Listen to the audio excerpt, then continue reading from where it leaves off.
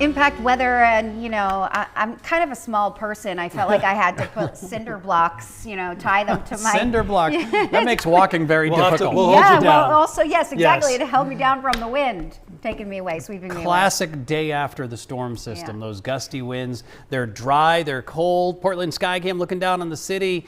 City crews still at it, keeping things improving conditions throughout the day today. Expected to improve again tonight.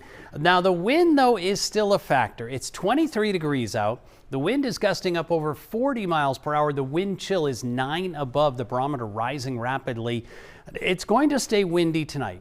It's going to come down a notch, but it's still going to be windy. And tomorrow is going to be another windy day. Maybe not as windy as it was today, but you're still going to notice the wind.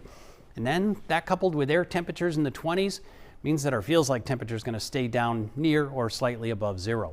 23 at the Jetport, 21 right now. Lewiston, Auburn, Freiburg, and Sanford are both at 21 degrees. High pressure building in, so we got a dry weather pattern. The wind and the cold. Also at the same time, there is frigid air out to our west. And this very cold air is dropping south and ultimately does play a role in our forecast, because what it does when the Midwest is super cold, it suppresses the jet stream pattern. So what we do here on the East Coast is we get several storm-free days. The cold temperatures do return, but I see this lasting for probably a week or so. Windy and cold, milder temperatures will return, and the plow drivers absolutely get a break. This is a forecast snow, and you can see how the mid-Atlantic states are getting in on the action. And with a northwest flow, we may get a clipper in here.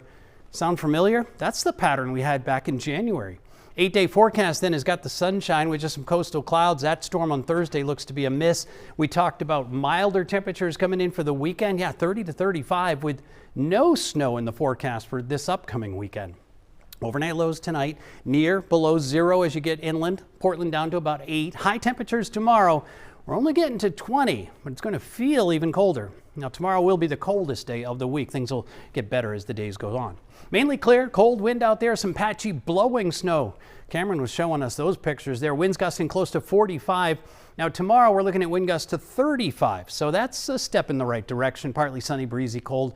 8-day forecast across inland areas, partly sunny Thursday. We're in the 30s for the weekend with a dry weekend. In fact, it's not until a week from tomorrow, next Tuesday, day 8, where we may deal with some rain or snow.